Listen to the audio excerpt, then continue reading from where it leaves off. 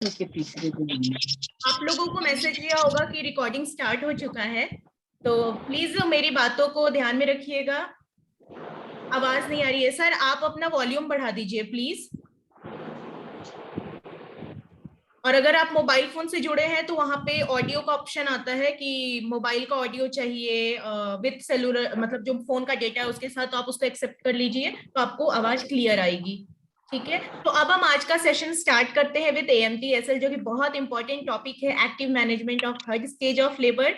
तो मैं आग्रह करती हूँ respected doctor Babita Shukla ma'am को कि मैम प्लीज आप AMTSL के बारे में सबको बताएं। Thank you ma'am, over to you.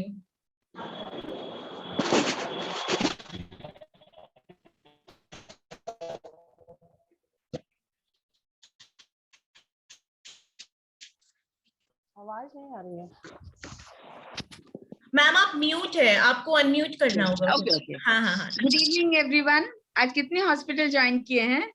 Ma'am 15 we have request, we have sent our that link to all 15 hospital, तो सभी आप लोग 15 हॉस्पिटल ज्वाइन किए होंगे। कितने क्लिनिकल स्टैंडर्ड्स कवर हो गए अभी आप लोग के?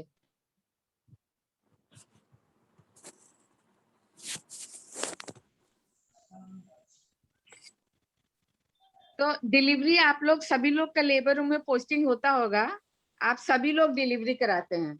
नील, you will share the screen because my laptop is upstairs. Okay ma'am, sure ma'am. Okay, तो डिलीवरी आप सभी लोग कराते हैं? हाथ उठाइए, जस्ट जस्ट लाइक दैट, जो जो डिलीवरी कराता है। एक बार ऐसे सिंगर तो मुझे पता चल जाए, मैं उसी उसी को पूछूं थोड़ा सा पहले। आप लोगों के ना वो स्क्रीन में भी रहेगा हैंड रेज करने का ऑप्शन। Very good. ये गैलेक्सी से कौन पिंक कलर में ये ज्वाइन की है? She has picked up her hand. Kiran from Dhanbad, she has picked up. Ma'am Rajbala also picked up her hand, Aparna also picked up। Okay, very Mariam ने नाइस। भी किया है। डिलीवरी के कितने स्टेजेस होते हैं फट से बताओ पहले। 3 स्टेजेस। मैम 4 स्टेज हो गया। 4 स्टेज मैम। स्टेज आपका डिलीवरी, वो मतलब एक्टिव से लेके डिलीवरी हो गया, उसके बाद आपका थर्ड स्टेज आता है। ये क्या हुआ? हाँ संजय, आपने अभी जहाँ से बोला है ना, आपके साथ 2 और डिवाइस जुड़ा है, प्लीज किसी को म्यूट कर दीजिए। एक जगह से एक डिवाइस, एक हॉल है या एक रूम में आप लोग बैठे हैं तो एक ही फोन का इस्तेमाल करिए, ठीक है?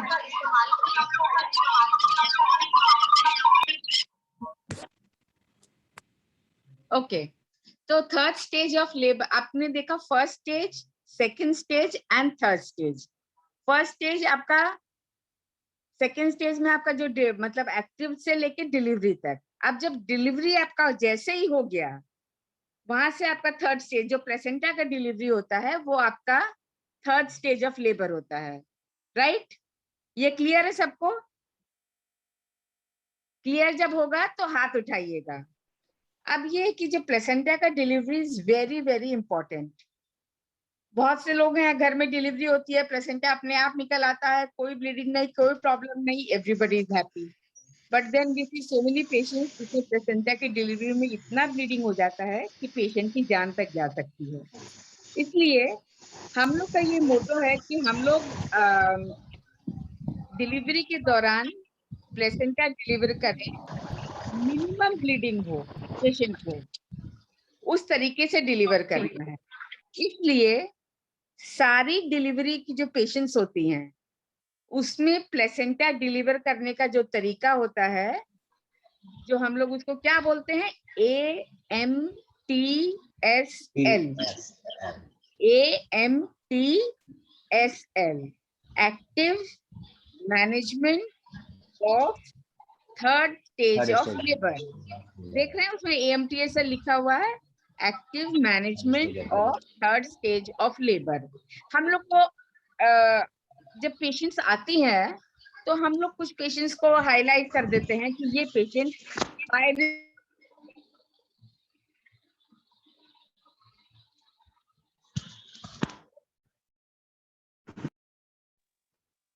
क्यों मेरे को म्यूट कर दे रहा है वो? डिलीवरी मतलब डिलीवरी के बाद PPH प्रेजेंट करना, प्रिवेंट करना हम लोग का मोटो होना चाहिए। तो कुछ पेशेंट्स होते हैं जिनको हम लोग हाई रिस्क में ले लेते हैं और हम लोग को लगता है कि ये पेशेंट्स में पीपीएच होने के चांसेस ज्यादा हैं। ये कौन से पेशेंट होते हैं? जैसे तुम्हारे पास पेशेंट आई, सबसे पहले तुमने पेशेंट का हिस्ट्री लिया, हिस्ट्री में कुछ ऐसी चीजें मिल जाती हैं जिससे हम लोग को पता चलेगा ये हाई रिस्क फॉर पीपीएच है। पेशेंट को तुम लोग पूछोगी कि अच्छा कितने बच्चे हैं, सबसे पहले ये पूछती हो ना, व्हाट इज योर एज? वो बोली कि एज उसका जो है 35 ईयर्स है, 30 ईयर्स है। कितने बच्चे पूछती हो? पहला बच्चा है, 5वां बच्चा है, 8वां बच्चा है, 10वां बच्चा है। तो व्हेन द पैरिटी इंक्रीजेस, जब बच्चे जो है ज्यादा होते हैं तो उनमें पीपीएच होने का चांस ज्यादा होता है। फिर तुम बोलेगी अच्छा पहला बच्चा जो तुम्हारा हुआ था उसमें कोई प्रॉब्लम हुआ था? वो बोलेगी हाँ बहुत ज्यादा ब्लीडिंग हुआ था, इतना ब्लड चढ़ा था, हमारा हालत बहुत सीरियस हो गया था। That means previous history of PPH है, तो इस बार भी पीपीएच होने का चांस ज्यादा है। कोई ऑपरेशन हुआ है? शी से यस, मेरा जो है 3 डीएनसी हुआ है, या वो बोलेगी मेरा सिजेरियन हुआ है, या वो बोलेगी कि मेरे यूट्रस में कुछ ट्यूमर था उसका ऑपरेशन हुआ। मतलब यूट्रस से रिलेटेड कोई भी प्रोसीजर उसका हुआ हो तो वो पेशेंट हाई रिस्क में आ जाती है। तुम पेशेंट को देख रहे हो, पेशेंट जो है ओबीज है, बहुत मोटी पेशेंट है, तो वो भी हाई रिस्क हो गई। या पेशेंट को कोई भी कोमॉर्बिड कंडीशन है, एनीमिया हो गया, diabetes, hypertension, kidney disease, renal disease, liver disease, कोई भी कोमॉर्बिड कंडीशन है, this patients are high risk for PPH.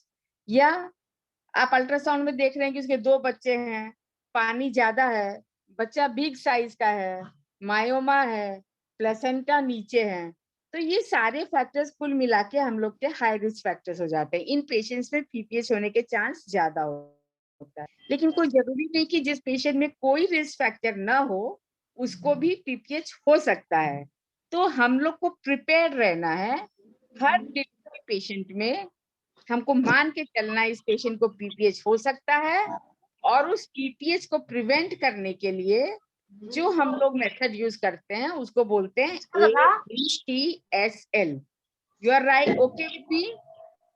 जो हाई रिस्क रहते हैं उसमें हम लोग और ज्यादा अलर्ट रहते हैं, लेकिन every delivery patient can have PPH. तो share your first slide Neel, what is your first slide? तो अब हम लोग what is the importance of PPH? क्यों हम लोग को, आई मीन एएमटीएसएल, क्यों हम लोग को हर पेशेंट में अच्छा एएमटीएसएल हम लोग को हर डिलीवरी पेशेंट में करना है, चाहे उसको पीपीएच हो रहा हो या नहीं हो रहा हो। एएमटीएसएल इज मस्ट। क्यों? बिकॉज एएमटीएसएल करने से क्या होगा, एक तो प्लेसेंटा कॉन्ट्रैक्ट होने में हेल्प करता है, ब्लीडिंग कम हो जाता है, और ड्यूरेशन ऑफ थर्ड स्टेज भी कम हो जाता है। तो एएमटीएसएल इज मस्ट। एएमटीएसएल के कितने कंपोनेंट्स है, कोई बता पाएगा? एक रफली बता दो तो फिर मैं अच्छे से बताऊंगी। 1 2 3 4 5 6 कितने कंपोनेंट्स है एएमटीएसएल के? कोई अनम्यूट करके बता दो। Okay, so no one knows about it. So AMTSL के 3 मेन कंपोनेंट्स हैं। 3 कंपोनेंट क्या है?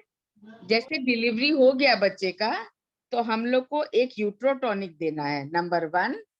नंबर 2, प्लेसेंटा कैसे डिलीवर करना है? By controlled cord traction by a skilled birth attendant. और तीसरा है uterine massage. So the 3 components of AMTSL आप सब लोगों को रट जाना है, क्योंकि आप सब लोग डिलीवरी कराती हैं। ये पीपीएच को प्रिवेंट करता है, इसको हर डिलीवरी पेशेंट में करना है हम लोग को, चाहे उसको पीपीएच हो रहा है या ना हो रहा हो। इसलिए everyone should know about AMTSL. PPH management आप कर पाए या ना कर पाए वो आपकी मैडम भले ही कर ले, लेकिन एएमटीएसएल यू शुड ऑल नो, क्योंकि ये सब डिलीवरी पेशेंट में होना है और पीपीएच प्रिवेंट होगा इससे। तो हमने आपको 3 कंपोनेंट्स बताए एएमटीएसएल के। फर्स्ट, यूट्रोटॉनिक देना है with in 1 minute of delivery of the baby. आपका बेबी डिलीवर हुआ 1 मिनट के अंदर आपको यूट्रोटॉनिक देना है। तो प्रिवेंशन ऑफ पीपीएच या एएमटीएसएल में जो यूट्रोटॉनिक ऑफ चॉइस है, यूट्रोटॉनिक मतलब जो यूट्रस को कॉन्ट्रैक्ट करेगा। जब आपका यूट्रस कॉन्ट्रैक्ट करेगा तो ब्लड वेसल्स उसमें दब जाएंगे और ब्लीडिंग नहीं होगा। अगर यूट्रस कॉन्ट्रैक्ट नहीं करता है, वो थैले जैसा फैल जाता है, जिसको हम लोग एटोनिक यूट्रस बोलते हैं, तो ब्लीडिंग हो सकता है। तो हम लोग यूट्रोटॉनिक देंगे तो यूट्रस कॉन्ट्रैक्ट करेगा और ब्लीडिंग नहीं होगा। तो द यूट्रोटॉनिक ऑफ चॉइस, मतलब जो हम लोग देंगे within 1 minute of delivery, वो सबको याद रखना है without confusion. That is oxytocin 10 units intramuscular within 1 minute of delivery of the child। लेकिन डिलीवरी हो गया, क्या सबको ऑक्सीटोसिन ऐसे ही लगा देंगे? We will not do it. First we will check the abdomen. हम लोग देखेंगे, मालूम है हमको, हम लोग देखेंगे कि सेकेंड बेबी उसमें है कि नहीं। मान लो ट्विंस हो, ट्रिपलेट्स हो, फर्स्ट बेबी निकला और आपने ऑक्सीटोसिन लगा दिया, तो फिर बच्चे को दिक्कत हो जाएगा। तो पहले आपको सेकेंड बेबी रूल आउट कर लेना है। अगर आप कोई सेकेंड बेबी नहीं है, सिंगल चाइल्ड था, तो प्लेसेंटा जैसे बेबी जैसे ही डिलीवरी हुआ, विद इन 1 यूनिट हम लोग ऑक्सीटोसिन 10 यूनिट्स इंट्रामस्क्यूलर दे देंगे। आईवी नहीं, इंट्रामस्क्यूलर देना 10 यूनिट्स। अब ऑक्सीटोसिन 10 यूनिट्स का क्या मतलब होता है? हम तो 10 यूनिट्स बोल दिए, अब तुम लोग 10 यूनिट्स ढूंढते हुए घूम रहे हो, पता नहीं चल पा रहा है। तो सबके पास ऑक्सीटोसिन का एम्पूल होगा, आज उसको लेना और देखना। एक एम्पूल ऑक्सीटोसिन में 5 यूनिट्स होता है, 5 यूनिट्स। तो 2 एम्पूल ऑक्सीटोसिन लोगे तो 5 + 5 10 यूनिट्स हो जाएगा। तो जब डिलीवरी होने वाला होगा, एक सिरिंज में 2 एम्पूल यानी 10 यूनिट्स ऑफ ऑक्सीटोसिन लोड करके रख लेना, क्योंकि आपको विद इन 1 मिनट देना है। डिलीवरी हुआ, फिर इधर उधर भागे, अरे ऑक्सीटोसिन कहाँ है, तो सिरिंज कहाँ है, तो ये कहाँ है, तो वो कहाँ है, 1 मिनट निकल जाएगा, नो यूज एट ऑल। तो जब डिलीवरी होने वाला हो, एक आपका साथी जो है, आप लोगों की टीम रहनी चाहिए कि ये आदमी डिलीवरी करा रहा है, ये आदमी वाइटल्स ले रहा है, ये आदमी इंजेक्शन और आईवी मेडिसिन लगाएगा। जब टीम वर्क रहेगा तो इजी हो जाएगा। तो वो 10 यूनिट ऑक्सीटोसिन लोड किया, जैसे ही डिलीवरी हुआ विद इन 1 मिनट इंट्रामस्कुलर उसको लगा दिया। ऑक्सीटोसिन कहाँ पे रखते हो? कोई नहीं बताएगा। मैम तो एक्चुअली मैंने वो ऑप्शन हाइड किया है, मैं उस पर ओके दे रही हूँ ओके क्योंकि ओके। बीच बीच में आ रहा था। ऑक्सीटोसिन याद रखो, ऑक्सीटोसिन आप लोग लेबर रूम में, ओटी में नहीं रखेंगे। मैम आप ऑक्सीटोसिन को ऑक्सीटोसिन फ्रिज में रख। वेरी गुड, कोई फ्रिज में लिखा है, वेरी नाइस, संजय फ्रिज प्रसाद। के डोर में मैम संजय 2 डिग्री प्रसाद। सेल्सियस में रखते हैं। अगर आपका फ्रिज रेफ्रिजरेटर ओटी या लेबर रूम में है, इट इज फाइन। नहीं तो आपका जो पीपीएच किट था उसमें नहीं रखना है, आप उसको फ्रिज के गेट में रखना है। वो 2 to 8 डिग्री सेल्सियस पे सही रहता है, अदरवाइज उसकी एफिकेसी खत्म हो जाएगी। तो फ्रिज में से निकालेंगे और ऑक्सीटोसिन 10 यूनिट लोड करके इंट्रामस्कुलर लगा देंगे। सपोज आपके पास ऑक्सीटोसिन नहीं है, या आपका फ्रिज खराब है, या कोई भी वजह है कि ऑक्सीटोसिन नहीं अवेलेबल है, तो हम लोग का सेकेंड ड्रग ऑफ चॉइस क्या होगा? मीजोप्रोस टैबलेट आती है, सबको पता होगा। तो मीजोप्रोस 600 माइक्रोग्राम, 600 माइक्रोग्राम की सिंगल टैबलेट भी आती है, या 200 माइक्रोग्राम की 3 टैबलेट्स, लेकिन सिंगल टैबलेट 600 माइक्रोग्राम की इट इज ऑलवेज इजियर। तो उसको हम लोग देंगे। कैसे दे सकते हैं? पेशेंट को बोलेंगे मुंह खोलो, वो ओरली ले सकती है, उसकी जीभ के नीचे रख सकते हैं सबलिंगुअल, या पर रेक्टल भी दे सकते हैं। तो first drug of choice for AMTSL is oxytocin 10 units intramuscular stat. अगर ऑक्सीटोसिन किसी वजह से अवेलेबल नहीं है, फ्रिज खराब है, कोई भी प्रॉब्लम है, तब आप मीजोप्रोस देंगे।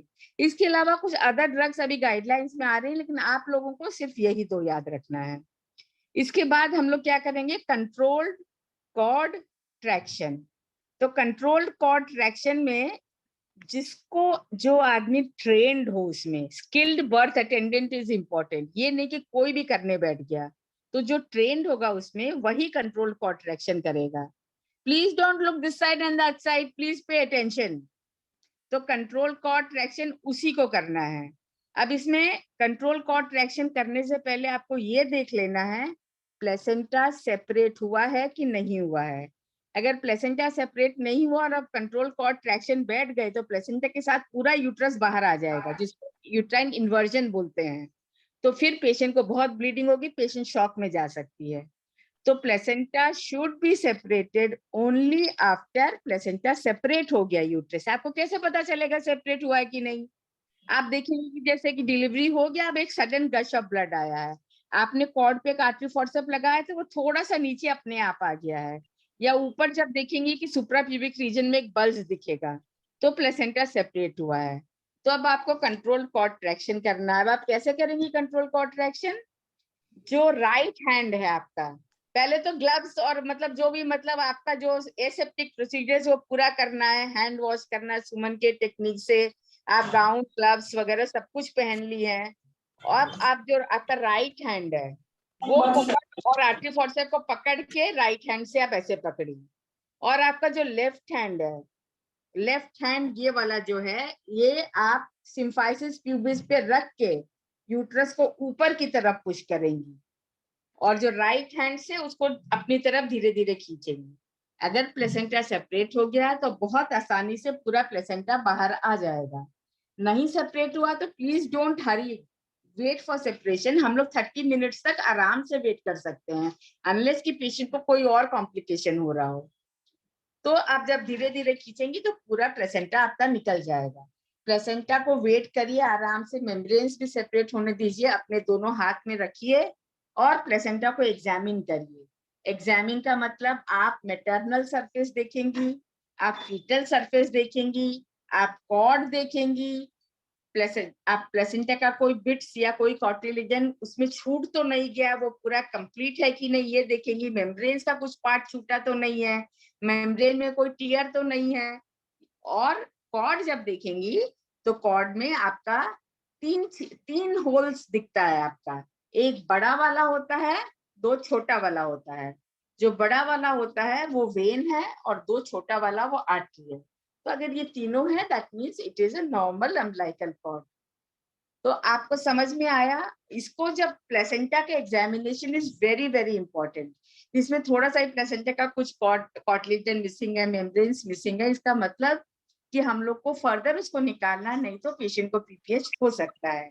आप प्लेसेंटा डिलीवर होने के बाद आप उसको फेंक नहीं देंगी, आप उसको एक ट्रे में 2 घंटे तक प्रिजर्व करके रखेंगे, क्योंकि आपने डिलीवरी कराया, आपकी मैडम ने नहीं देखा, पेशेंट को पीपीएच हो सकता है। तो अगर तो फिर से उसको एग्जामिन करने का जरूरत पड़ सकता है, आपकी मैडम हो सकता है उसको दोबारा देखना चाहें।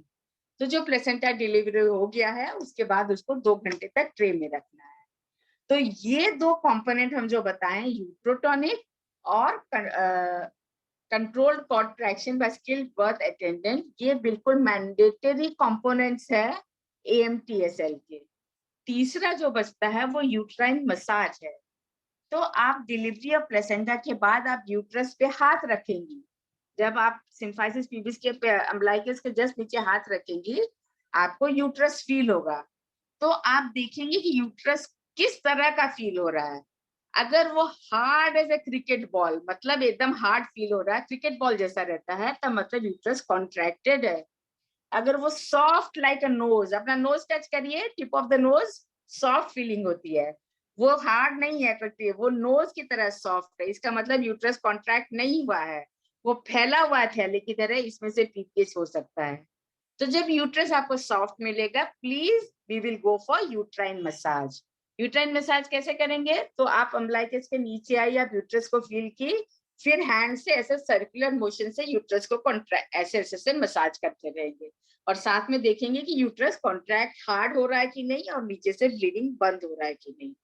तो ये 3 कंपोनेंट्स है एमटीएसएल के, जो यूट्रोटॉनिक दिए 10 यूनिट सिंटोसिन इंट्रामस्कुलर डिलीवरी के 1 मिनट के अंदर, और जब हम लोग देख लेंगे कि दूसरा बच्चा नहीं है। सेकेंड आपका है controlled contraction by skilled birth attendant, ये तब करेंगे जब प्लेसेंटा सेपरेट हो चुका है। प्लेसेंटा के सेपरेशन के साइंस देखेंगे, जब सेपरेट हो गया तभी हम लोग कंट्रोल कॉन्ट्रैक्शन करेंगे। और कंट्रोल कॉन्ट्रैक्शन के बाद जब प्लेसेंटा निकल जाएगा, उसको मैटरनल सरफेस देखेंगे, उसका फीटल सरफेस देखेंगे, मेम्ब्रेन्स देखेंगे, कॉर्ड देखेंगे। उसके बाद भी उसको नहीं फेंकना है, उसको किसी ट्रे में रखेंगे 2 घंटे तक, और पेशेंट को 15-15 मिनट के लिए हम लोग ऑब्जर्व करते हैं कि इसको पल्स तो नहीं हो रहा है। तीसरा हम बताए कि यूट्राइन मसाज। तो यूट्राइन मसाज एकदम मैंडेटरी कंपोनेंट नहीं होता। यूट्रस अगर कॉन्ट्रैक्टेड है तो आपको करने का नहीं जरूरत है। यूट्रस कॉन्ट्रैक्टेड नहीं है तभी आप उसको करेंगे। तो जब हम लोग AMTSL करते हैं तो हम लोग PPH को प्रिवेंट कर सकते हैं 50 to 60% केसेस में। एंड AMTSL आपका फर्दर जो है प्लेसेंटा को सेपरेट और एक्सपेल करने में भी मदद करता है और मदर का ब्लड लॉस भी कम हो जाता है। Please change the slide nil.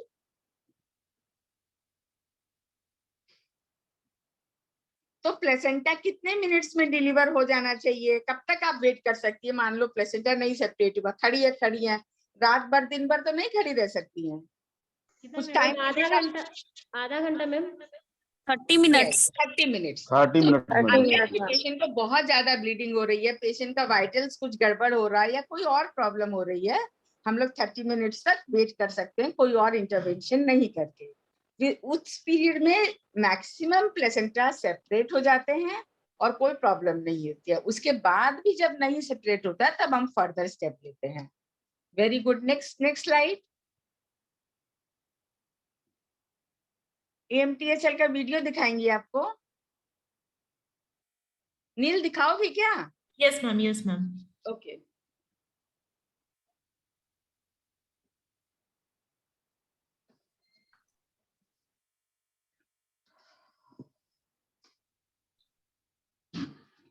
I don't know ma'am what happened, play नहीं हो रहा है।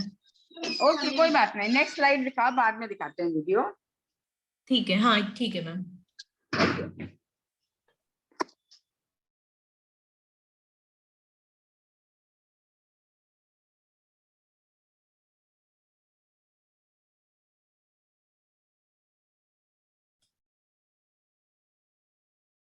Babita ma'am, hello. नील कोई और स्लाइड है क्या इसमें? हाँ हाँ जी मैम, आपने नेक्स्ट बोला, मैंने नेक्स्ट कर दिया मैम, क्योंकि वीडियो नहीं चल रहा था। तो हम लोग बाद में दिखा देंगे और हम लोग ग्रुप में शेयर कर देंगे उस वीडियो को। तो ये प्लेसेंटा का चेक तो हम बता दिए हैं, क्या क्या देखना है ये भी बता दिए हैं। Next slide. ये देखो, तो ये क्या पूछ रहा है? डूज एंड डोंट्स पूछ रहा है ना। Bearing down before cervical dilatation. जब आप डिलीवरी करा रहे हैं और पेशेंट को कहते हैं जोर लगाओ जोर लगाओ, तो सर्वाइकल डायलेटेशन नहीं हुआ है कंप्लीट, उसके पहले क्या जोर लगाने के लिए बोलेंगे? Very good. ये कौन है? ये दीपिका विश्वास वाले मोबाइल से ये अपना सर हिलाइए। Very nice, she has answered it. Second, allowing companion with the mother. हम लोग बर्थ कंपेनियन अलाउ करते हैं? करना Yes, चाहिए कि नहीं चाहिए? यस मैम, करना Yes. चाहिए। पहले मतलब ये बहुत पसंद तो नहीं करते हैं, लेकिन अब जो गाइडलाइंस में ये है कि हम लोग को अलाउ करना चाहिए। पेशेंट भी कंफर्टेबल रहती है और सब चीज उसके सामने होता है तो उसको कोई प्रॉब्लम नहीं लगता है। Very good. Checking placenta. Delivery हो गया, क्या प्लेसेंटा को चेक करेंगे कि ऐसे निकाला और फेंक दिया? तो भी check for the placenta, maternal surface, foetal surface और सब चीज, और उसका कॉर्ड मेम्ब्रेन सब चीज चेक करेंगे।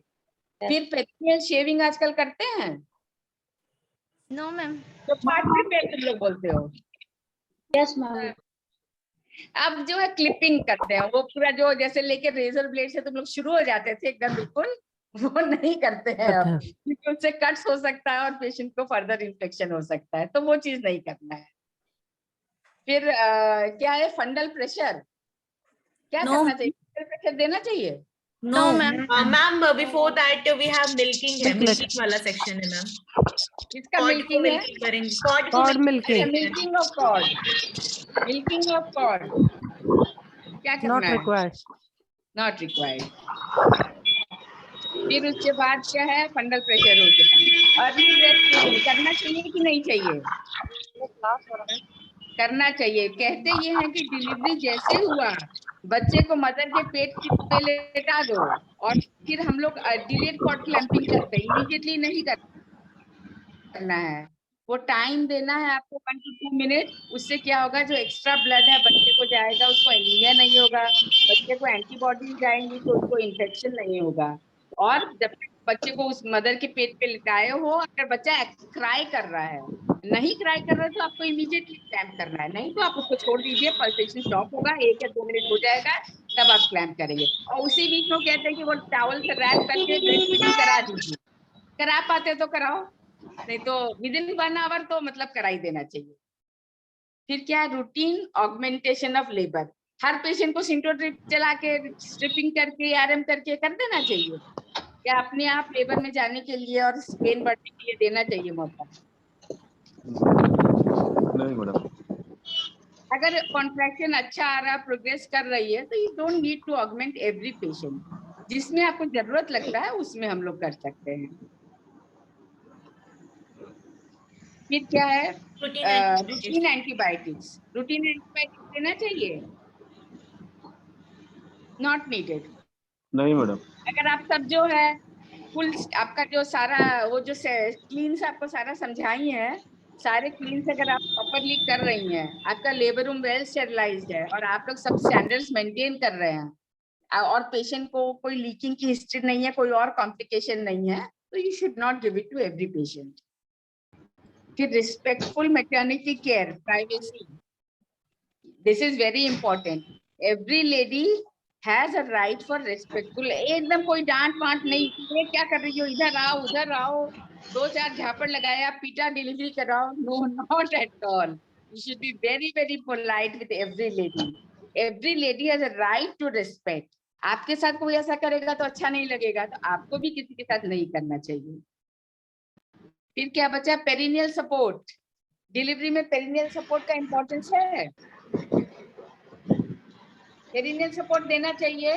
Yes, ma'am. Yes, very yes important. Madam. आप नहीं की और डिलीवरी सडनली हुआ, डिफिकल्ट हुआ, तो पेरिनियल टियर हो जाएगा। और आपको पता चला और ज्यादा हो गया तो आपको मतलब पेशेंट को भी प्रॉब्लम होगा, आपको रिपेयर तो करना ही है, लेकिन व्हाई अननेसेसरली कॉम्प्लिकेट?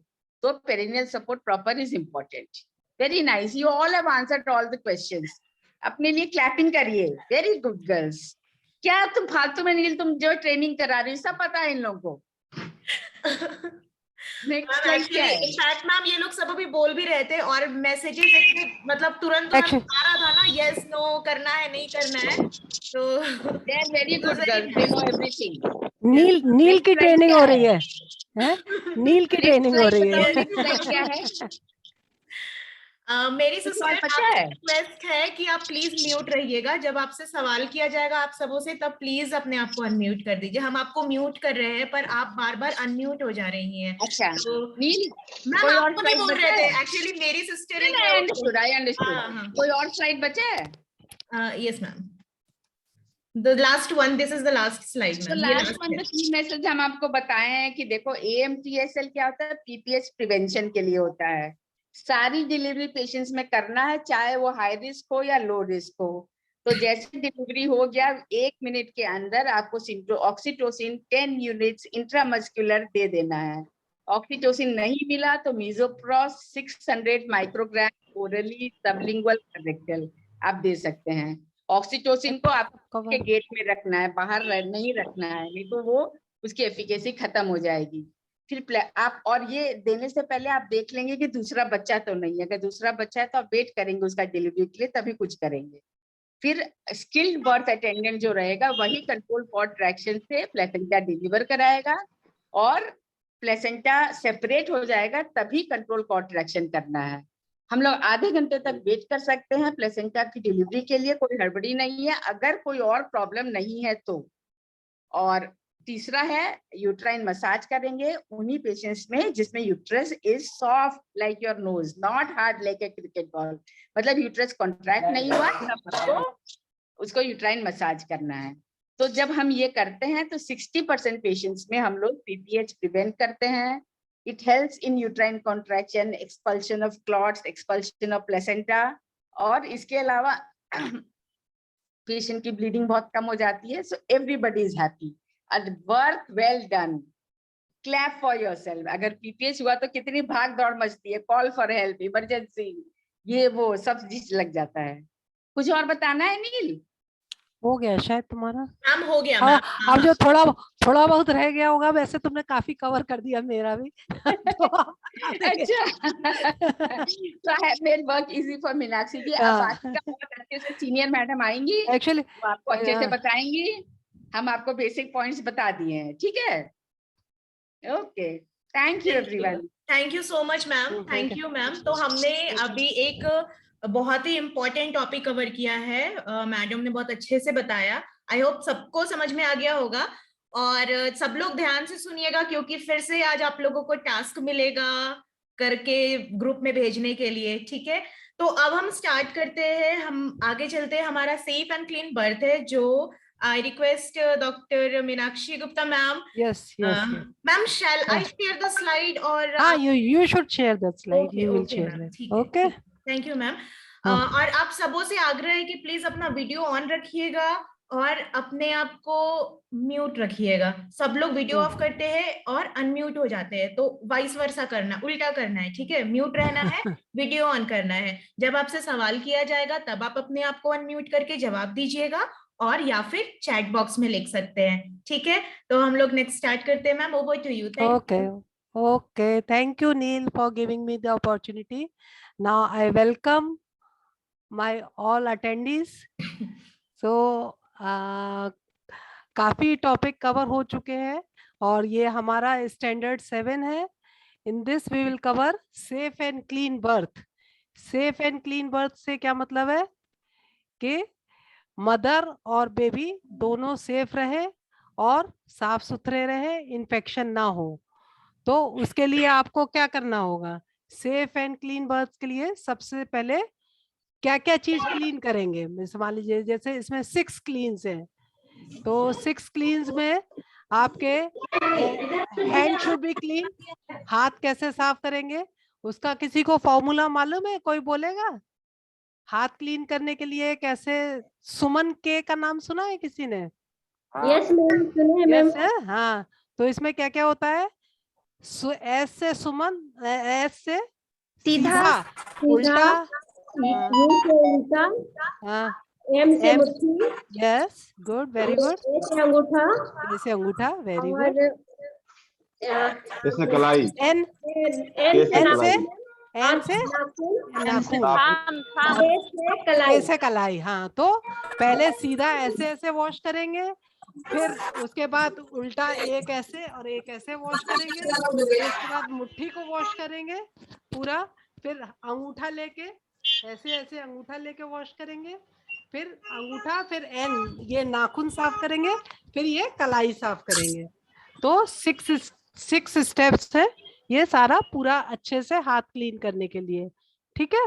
लेकिन उसमें सोप यदि आप यूज करेंगे तो सोप को बार बार उठाएंगे नहीं, सोप को एक बार हाथ में ले लेंगे तो उसके बाद वॉश करते रहेंगे। जब आपका वॉशिंग पूरा सोप से कंप्लीट हो जाएगा तभी आपको सोप को नीचे डालना है और फिर उसके बाद हैंड वॉश करना है। यदि आप 2-3 बार वॉश करते हैं, मतलब जैसे नॉर्मली रूटीन होता है, हम लोगों को 3 बार वॉश करना चाहिए पूरा।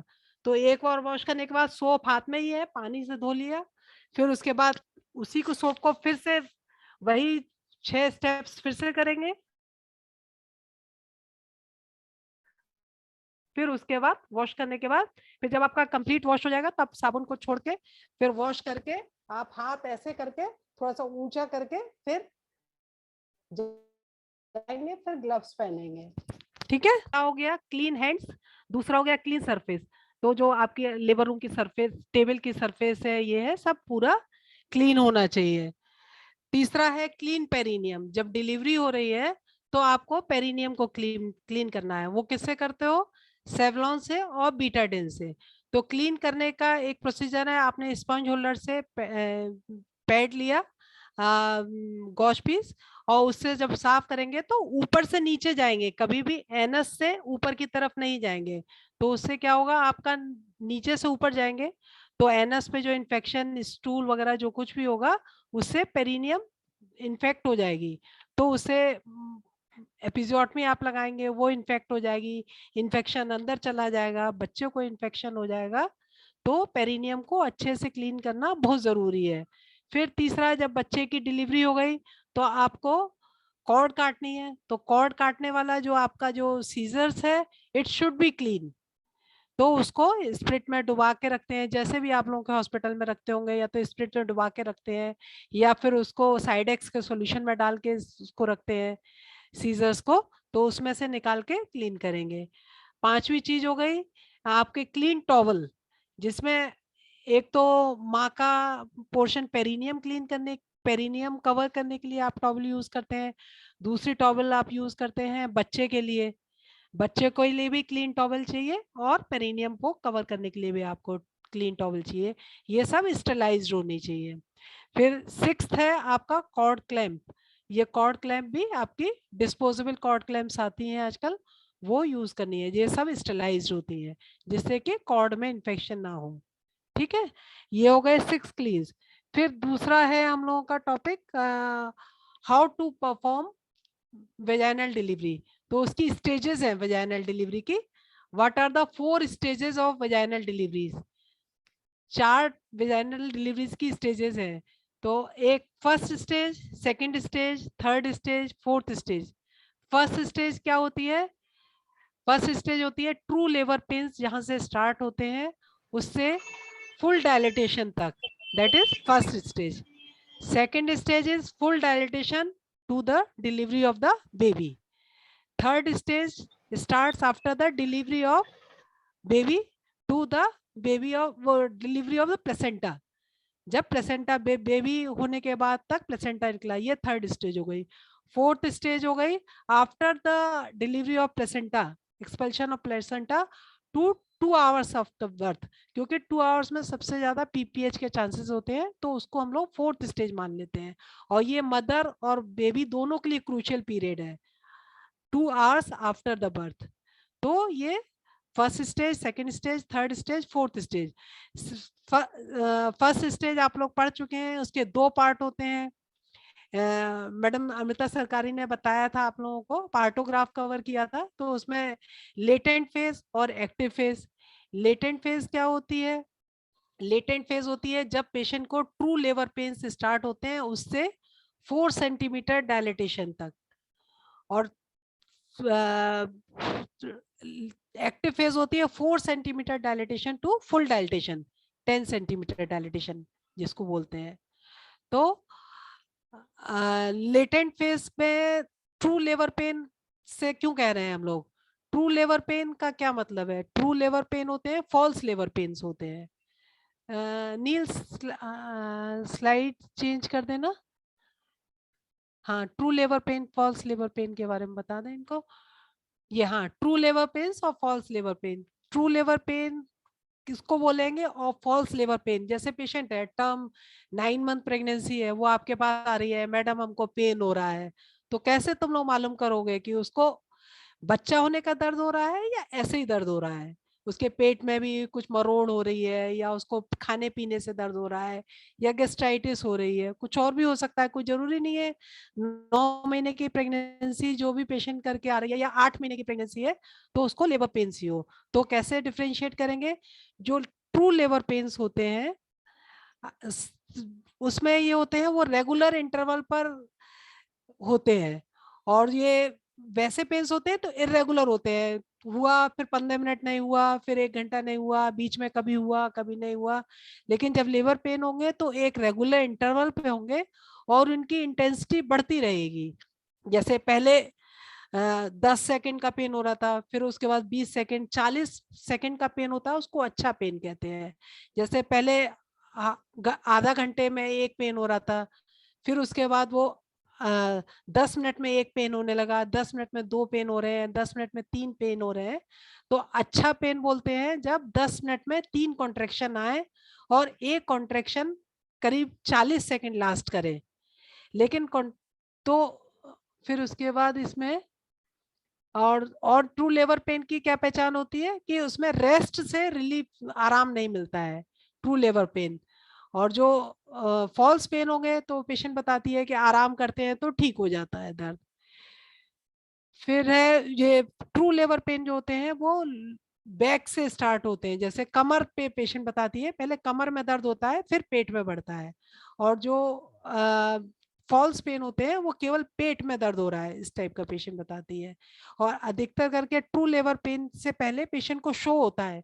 शो तो नाम सुना ही होगा, जैसे पेशेंट जब पेन बताती है तो डिस्चार्ज की कंप्लेन करती है, डिस्चार्ज के संग ब्लड मिक्स डिस्चार्ज होता है, उसको शो बोलते हैं। लेकिन जब फॉल्स पेन होगा तो उसमें शो नहीं होगा। तीसरा होता है कि जो ट्रू लेबर पेन्स के साथ सर्वाइकल डायलिटेशन बढ़ेगा, बच्चा नीचे आएगा और बच्चेदानी का मुंह खुलना शुरू होगा। लेकिन फॉल्स पेन के संग जो फाइंडिंग पहले रहेंगी, जो फाइंडिंग बाद में रहेगी, उसमें ना बच्चेदानी कुछ छोटी होगी, ना सॉफ्ट होगी, ना बच्चेदानी का मुंह खुलेगा। ये ट्रू और फॉल्स पेन का पहचान है। फिर उसके बाद हम बताएंगे ये कैसे मालूम पड़ेगा आपको। फर्स्ट स्टेज का पहले बता दें। फर्स्ट स्टेज में लेटेंट फेज 4 सेंटीमीटर और उसमें 2 और 2 से कम कॉन्ट्रेक्शन आ रहे हैं। एक्टिव फेज में 4 सेंटीमीटर के बाद स्टार्ट होती है और कॉन्ट्रेक्शन 3 कॉन्ट्रेक्शन आ रहे हैं और 10 मिनट में 3 कॉन्ट्रेक्शन और एक कॉन्ट्रेक्शन 40 सेकेंड लास्ट कर रहा है। सर्वाइकल डायलिटेशन की रेट जो होगी 1 सेंटीमीटर पर आवर, मतलब हर 1 घंटे पे। हम लोग 4-4 घंटे पे पीवी करते हैं।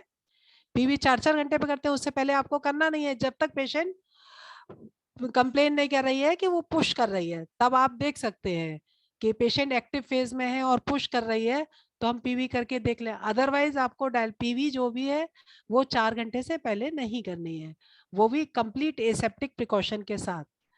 ठीक है, तो उसमें पीवी तो 1 घंटा पर आवर की रेट से डायलिटेशन बढ़ रहा है तो उसको एक्टिव फेज बोलेंगे, अच्छा कॉन्ट्रैक्शन आ रहा है।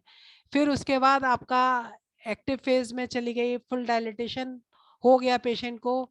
अब आपने पेशेंट को लेबर टेबल पर है आपकी, तो आपको कैसे मालूम पड़ेगा कि वो सेकंड स्टेज में चली गई है और मतलब अब पुश करेगी, तो उसके साइंस क्या होते हैं। सेकेंड स्टेज जो होती है वो आपकी अराउंड 1 to 2 आवर होती है। प्राइमी में थोड़ी लंबी होती है, लेकिन मल्टीज में जल्दी बच्चा डिलीवर कर जाता है। कभी आधा घंटे में भी हो जाता है, कभी कभी आप लोग देखते होंगे 15 ही मिनट में बच्चा आउट हो जाता है। तो उसमें जो साइंस होते हैं जिससे आपको मालूम पड़ेगा कि बच्चा डिलीवरी होने वाला है सेकेंड स्टेज ऑफ लेबर में, it's a part of full dilatation से। और इसमें क्या साइन ऑफ इमिनेंट डिलीवरी, मतलब आपको कैसे मालूम पड़ेगा अब डिलीवरी होने वाली है। अब जिसको भी डिलीवरी करानी है वो वहां पे रहना चाहिए। जैसे आपको आपकी हाँ एक जन ने मैसेज में लिखा है एनल डायलेशन से पता चलेगा। हाँ, एनल डायलिटेशन तो हम लोग एनल वही तो हम बता रहे हैं कि उनको कि इमिनेंट डिलीवरी होने वाली है तो उसके क्या क्या साइंस हैं।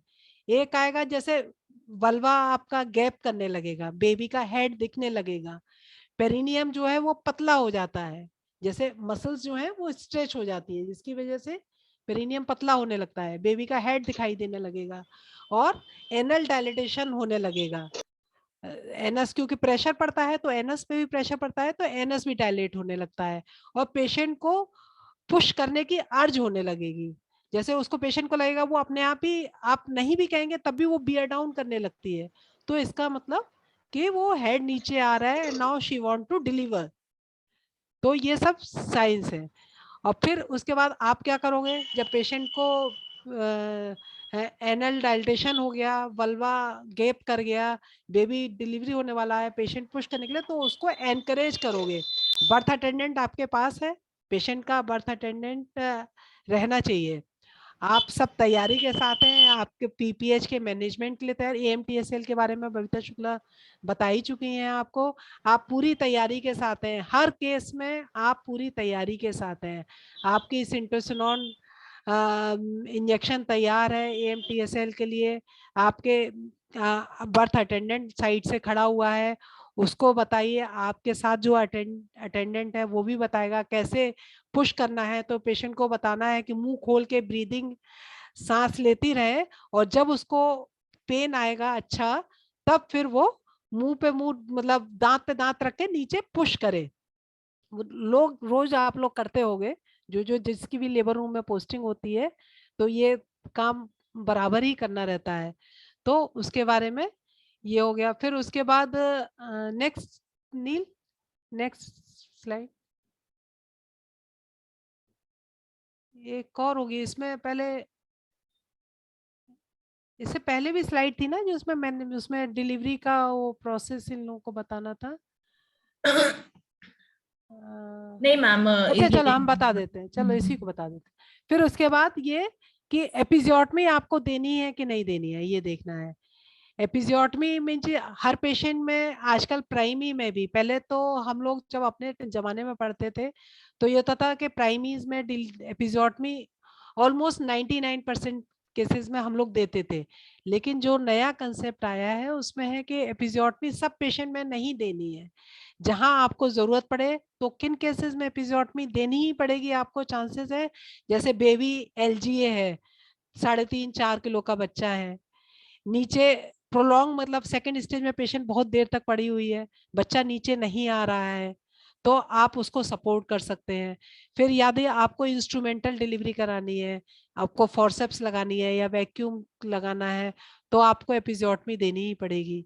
या फिर डिलीवरी ऑफ द हेड के बाद आपका शोल्डर फंस गया बच्चे का, तो आप एपिजियोटमी देके उसको शोल्डर को डिलीवर करा सकते हैं।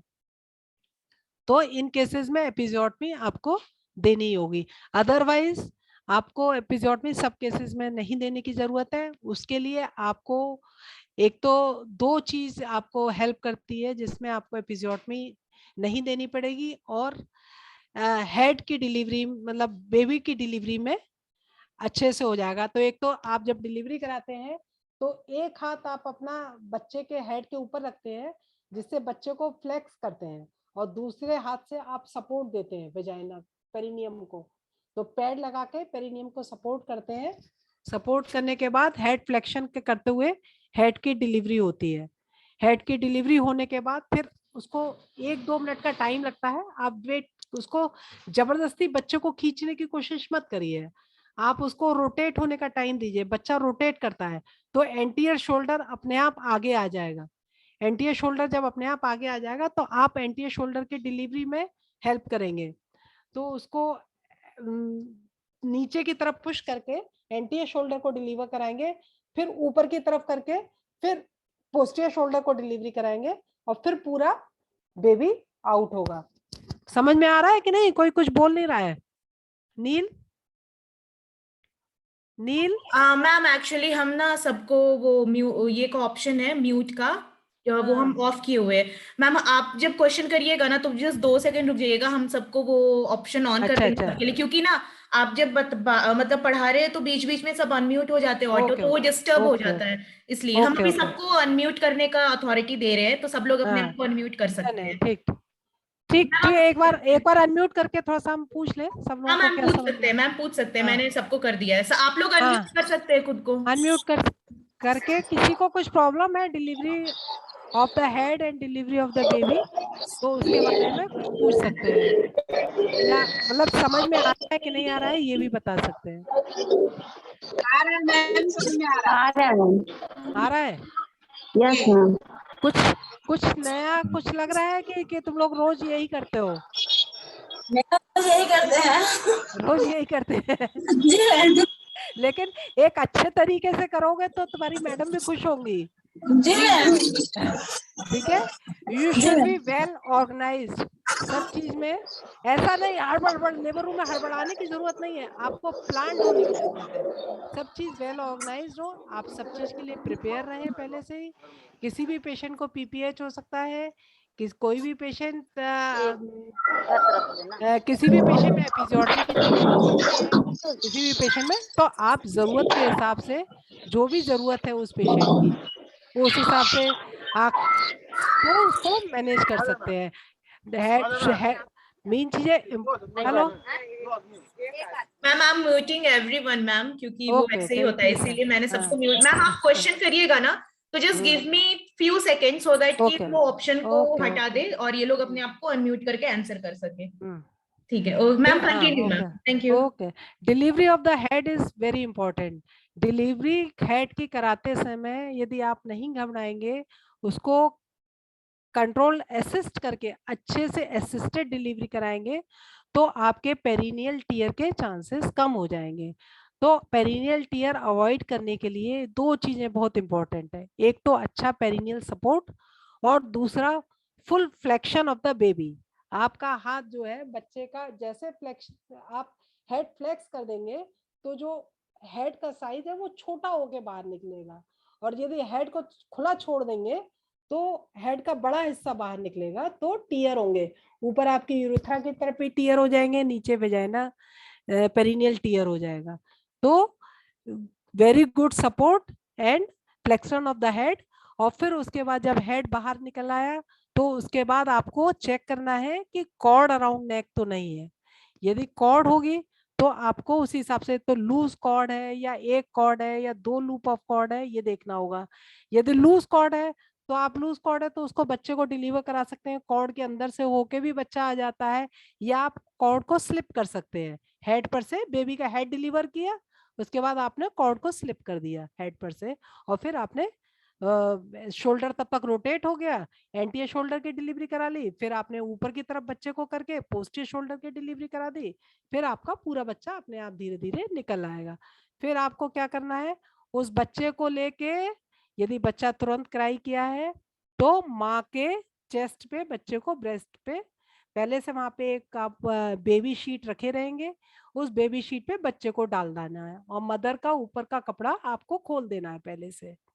तो जिससे कि बच्चा, कभी कभी क्या होता है, बच्चे को आप ब्रेस्ट पे डालिए, बच्चा तुरंत ब्रेस्ट निपल पकड़ लेता है, और इससे बॉन्डिंग अच्छी होती है, आगे मिल्क ले डाउन बहुत अच्छा हो जाता है। और वैसे भी विद इन 1 आवर आपको फीडिंग करानी ही है, और बच्चा यदि ठीक है तो आप तुरंत बच्चे की डिलीवरी होते ही उसको माँ की स्किन टू स्किन टच दे सकते हैं, और वहीं पर थोड़ा बहुत सक्शन की जरूरत है तो माँ के एब्डोमेन पे ही बच्चे को रख के सक्शन कर सकते हैं। फिर उतनी देर में आपका 1 घंटे में डिलेड कॉर्ड क्लैंपिंग आजकल करना है। यदि बच्चे को एनॉक्सिया नहीं हुआ है या कोई और कॉन्ट्रा इंडिकेशन नहीं है डिलेड कॉर्ड क्लैंपिंग का, तो आपको 1 मिनट में कॉर्ड क्लैम्प करनी है, लेकिन घड़ी देख के 1 मिनट। आपका 1 मिनट बिना घड़ी देख करेंगे तो 10 सेकंड में ही आपको लगेगा 1 मिनट हो गया। तो घड़ी देखते रहिए, 1 मिनट में प्लेसेंटा नहीं निकला है तब तक एक मिनट बाद आप कॉर्ड क्लैम्प करिए। उससे बच्चे को क्या फायदा होगा, बच्चे को फ्यूचर में अगले 1-2 महीने में, 6 महीने में एनीमिया के चांसेस कम हो जाएंगे। 1 मिनट में आप बच्चे को बहुत सारा ब्लड दे देते हैं, जिससे उसका फ्यूचर सिक्योर हो जाता है एनीमिया से। और फिर आपने बच्चे को कर दिया, फिर उसके बाद आपने प्लेसेंटा को डिलीवर कराना है। उसके बारे में अभी आपने डॉक्टर बबीता शुक्ला ने बताया ही है आपको कि प्लेसेंटा को कैसे डिलीवर कराना है, उसके AMTSL के स्टेप्स उसमें आपको फॉलो करने हैं। Active management of 3rd stage of labour, उसमें आपको कंट्रोल कॉर्ड ट्रैक्शन करना है। आपको मतलब जब भी प्लेसेंटल सेपरेशन के साइंस दिखाई देंगे तब आपको यूट्राइन मसाज करके कंप्लीट कॉर्ड ट्रैक्शन के साथ बेबी को डिलीवर कराना है with syntocinon injection within one minute of birth of the baby. Okay? अच्छा, एक क्वेश्चन वाला वो नील जो एक वो है वो खोल दो तो। यस मैम, वो हम खोल भी रहे हैं, वो केस सिनेरियो है मैम हमारा। सिनेरियो, हाँ हाँ जी, हाँ जी। तो अभी हम इन सबों को अनम्यूट होने का ऑप्शन भी हम ऑन कर दिए हैं, अनम्यूट हो सकते हैं सब लोग। ये क्वेश्चन हम इनके सामने रख दिए। मैम क्वेश्चन, हाँ, इसमें है एक क्वेश्चन है कि 25 इयर्स ओल्ड विमेन है, उसके प्राइम ही है और फुल डाइलेटेशन में है और कॉन्ट्रैक्शन खूब अच्छे आ रहे हैं, डॉक्टर ने पेरिनियल सपोर्ट दिया है to deliver the head of the baby. तो ये पूछ रही हैं कि इसमें हर प्रेग्नेंट मदर को एपिजोटमी देने की जरूरत है कि नहीं है। नहीं, पेरिनियल सपोर्ट आपने दे दिया है अच्छे से, प्राइमी है, लेकिन हर पेशेंट को एपिजोटमी देनी है कि नहीं देनी है? नहीं देनी है। कब देनी है, कब देनी पड़ेगी?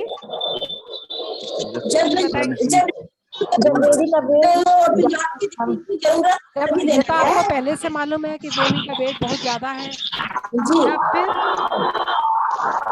या फिर कोई कॉम्प्लिकेशन होता है, प्रोलॉन्ग सेकंड स्टेज हो रही है, बहुत देर हो गई, पेशेंट 1-1.5 घंटे से सेकंड स्टेज में है, नीचे आके बच्चा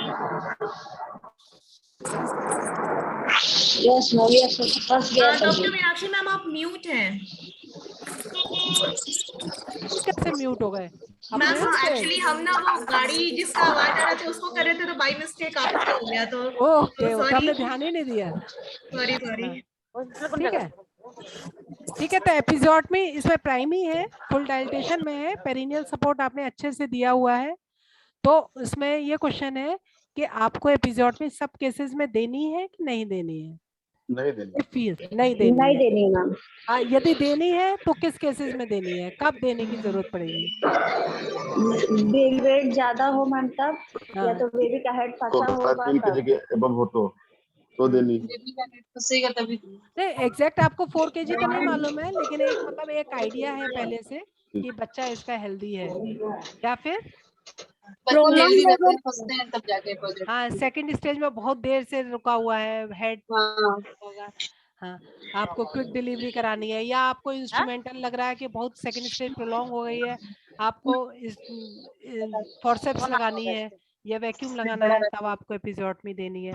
या फिर डिलीवरी ऑफ द हेड के बाद कब जरूरत पड़ सकती है एपिजोटमी? आपने पहले एपिजोटमी नहीं दी, बेबी का हेड आराम से निकल आया, लेकिन फिर भी आपको कभी-कभी एपिजोटमी देनी पड़ती है। वो कौन से अगर केसेस है? बच्चे के मतलब शोल्डर फंसा हुआ तो शोल्डर डिस्टोशिया, यदि शोल्डर डिस्टोशिया हो रहा है, शोल्डर फंस जाता है, बच्चा हेल्दी होता है, डायबिटिक मदर होती है या एलजीए बेबी होता है, तो उस केस में क्या होता है, हेड का साइज तो ठीक होता है लेकिन शोल्डर काफी ब्रॉड होते हैं, तो शोल्डर ब्रॉड होने की वजह से लीजिए ना, शोल्डर फंस जाता है। लीजिए ना उधर भी रखे। तो उसमें एक एपिजोटमी देते हैं, और क्या करते हैं, पेशेंट का जो नी होता है उसको पेशेंट को पूरा फ्लेक्स कर देते हैं, तो जिससे क्या होता है, वो एरिया आपका जो है बढ़ जाता है, इंट्राइटस बड़ा हो जाता है कंपैरेटिवली, और स्पेस मिल जाती है, कैविटी की स्पेस थोड़ी सी बढ़ जाती है, और उसमें एपिजोटमी देके फिर शोल्डर को थोड़ा सा नीचे की तरफ प्रेशर देके और फिर डिलीवर करा देते हैं। शोल्डर डिस्टोशिया कभी ना कभी तो फंसे होंगे कोई ना कोई, ऐसा हो नहीं सकता जो लेबर रूम में ड्यूटी किया हो और वो शोल्डर डिस्टोशिया से ना फंसा हो। फिर तुम लोग मैडम मैडम जल्दी आइए करते हो कि नहीं? Yes ma'am. हो रहा है इसे है। और क्या है नील, और कुछ है, और कुछ कवर करना है? हाँ यस मैम। तो योगा why it is important to give perineal support, ये तो बता दिया, टू अवॉइड पेरिनियल टियर। यदि नहीं देंगे पेरिनियल एपिजोटमी पेरिनियल सपोर्ट, और पेरिनियल सपोर्ट नहीं देंगे तो पेरिनियल टियर हो जाएगा। और क्या है, बस नेक्स्ट, ये तो हमने बता ही दिया, foetal weight more than 4 kg, prolonged second stage, instrument delivery, mal present shoulder dystocia, ठीक है। और ये लिखा है ना, episiotomy is not indicated in all primis, आपने बताया था ma'am. How to perform normal vaginal delivery, ये हम बता ही चुके हैं आप लोगों को, एक बार और इसमें देख ले ये क्या बताते हैं। Clean the perineum with antiseptic solution above downward, ये हम बता ही चुके हैं, ऊपर से नीचे आपको क्लीन करना है। Keep one hand gently on the head as it advances with contraction, support perineum with other hand and cover anus with the pad held in the position by the palm। जैसे आप सीधे हाथ से करें, left hand से जब support देंगे तो पैड इतना बड़ा रहेगा कि वो एनस को भी कवर कर लेगा, जिससे कि वो एनस स्टूल वगैरह वो आपका पेरिनियम तक ना जाए। और ask the mother to breathe steadily and push only during contraction।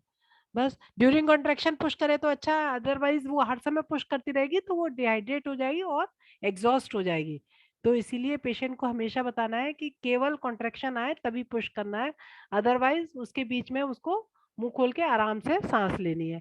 यदि पेशेंट पानी डिमांड करती है तो उसको बीच में आप पानी भी पिला सकते हैं, ठीक है। और encourage rapid breathing with mouth open, allow spontaneous rotation, भाई हम बताया ना, हेड ऑफ डिलीवरी की, हेड की डिलीवरी होने के बाद थोड़ा वेट करिए, रोटेशन होने दीजिए, इंटरनल रोटेशन होता है शोल्डर का, और जब शोल्डर एंटीरियरली आके प्यूबिक सिम्फिसिस के नीचे हिंज कर जाता है तब आप उसको नीचे की तरफ प्रेशर देके एंटीरियर शोल्डर की डिलीवरी कराइए। फिर एंटीरियर शोल्डर निकलने के बाद फिर उसको पीछे करके आगे की तरफ बच्चे को लेके और पीछे पोस्टीरियर शोल्डर डिलीवरी कराइए, पूरे हेड की डिलीवरी कराइए, ठीक है। और नेक्स्ट नील, मैनेजिंग कॉर्ड राउंड नेक, ये भी हमने बता दिया कि बेबी के हेड की डिलीवरी के बाद आपको कॉर्ड फील करनी है। लूज लूप है तो उसके बेबी उसी के अंदर से आके आ जाएगा। यदि लूज है तो आप स्लिप भी करा सकते हैं हेड के ऊपर, और यदि बहुत टाइट कॉर्ड राउंड नेक है तो आप 2 क्लैंप से लेके बीच में करके उसको कट कर दीजिए, फिर उसके बाद बेबी की डिलीवरी करा लीजिए। तो विद इन 1 मिनट डिलीवरी हो जाती है, तो उसमें कोई प्रॉब्लम नहीं आती है। बस ये है कि बच्चे को अच्छे से होल्ड करके रखिएगा। कॉर्ड कट होने के बाद बच्चे का होल्ड बहुत अच्छा, वैसे तो हमेशा ही बच्चे को होल्ड अच्छे से करना है, लेकिन इस समय विशेष रूप से ध्यान देना है। ठीक है, और नेक्स्ट नील, delivery of shoulders and rest of the baby हम सब पूरा बता चुके, इन लोगों को पहले ही बता दिए sir. Yes ma'am, this is the key message of की मैसेज 6 क्लींस के बारे में हम बता ही दिया है। अब कोई बताना चाहेगा 6 क्लींस नंबर 1 2 3 4 5 6 जल्दी से। मैम मैंने ये छोड़ दे। मैम एक सेकंड, मैं इनको अथॉरिटी देती हूँ अनम्यूट करने का। आप लोग अनम्यूट करके आंसर कर सकते हैं और चैट बॉक्स में भी लिख सकते हैं। Yes ma'am, clean hand, clean yes, surface, clean perineum for mother के लिए ये तीनों clean, clean cut, clean seat and clean cord clamp, और ये तीन बेबी के लिए है। क्लीन कट भूल गए। क्लीन टॉवल, मैम Yes, बोला, ma'am, उसने clean क्लीन कट बोला। एक्चुअली पेरिनियम और हाँ चलो क्लीन कट बोल दिया क्लीन ना। टॉवल, और क्लीन टॉवल ओके 6 हो गए। अब 4 stages of labour, first second third fourth, तो सबको मालूम ही है, बताना पड़ेगा। नील तुमको क्या लग रहा पूछ है? लेते हैं सब ध्यान से सुन रहे थे या नहीं। हाँ, चलो, बताइए चलो। कोई 4 स्टेजेस ऑफ लेबर क्या क्या है। 4 स्टेज, फर्स्ट स्टेज में क्या है, सेकंड स्टेज क्या है, थर्ड स्टेज क्या है, first stage, ma'am first stage है, first stage true labour pain से लेकर के 10 ट्रू लेबर पेन से लेकर 10 सेंटीमीटर तक फर्स्ट स्टेज। ओके, और second stage? True labour pain start से लेकर के 10 सेंटीमीटर फर्स्ट स्टेज है। सेकंड स्टेज फुल डायलिटेशन से लेकर बेबी आउट का सेकंड बेबी स्टेज है। Good, very good. और थर्ड स्टेज है बेबी आउट से डिलीवरी लेकर से लेकर प्लेसेंटा fetus। आउट तक। और फोर्थ स्टेज है डिलीवरी प्लेसेंटा आउट के की बाद। फीटस डिलीवरी से लेके प्लेसेंटा की डिलीवरी तक। जी ma'am, Yes, fourth is exploration of the placenta. Placenta delivery, placenta out से लेकर आफ्टर जो 2 घंटे का केयर करते हैं मदर केयर का। करना, मदर और बेबी दो, बोथ मदर बेबी दोनों की केयर। बच्चा फीड ले रहे हैं कि नहीं, विद इन 1 आवर आपको फीड करानी है। और पीपीएच के लिए वॉच करना है। एपिजियोटमी दी है आपने तो एपिजियोटमी उसकी केयर करनी है, देखना है कहीं पे एपिजियोटमी में कोई स्वेलिंग तो नहीं हो रही है, पेशेंट की जीसी देखनी है, पेशेंट एनीमिक तो नहीं हो रही है, ठीक है। और technique of no need to do episiotomy for all mothers, ये हम बता ही चुके हैं। टेक्निक ऑफ नॉर्मल डिलीवरी, अब वो तुम लोग कराओ, और यदि इससे कुछ सीखे हो तो उसको और अच्छे से कराओ, ठीक है। Thank you ma'am. Okay, thank you everybody. Thank you ma'am. Thank you ma'am. Thank you ma'am, thank you. तो मेरे ख्याल से आप सबों को आज का ये वाला टॉपिक जो था सेफ एंड क्लीन बर्थ अच्छे से समझ में आ गया होगा। तो आज हमने 2 टॉपिक्स कवर किए हैं अभी तक में, तो और अभी हम लोग बढ़ते हैं हमारे नेक्स्ट टॉपिक की तरफ, ठीक है। प्लीज आप लोग म्यूट रहिए, नेक्स्ट टॉपिक भी बहुत इंपॉर्टेंट है, जैसे कि 2 टॉपिक्स हमारे इंपॉर्टेंट थे। क्या बोलते हैं अमरूद।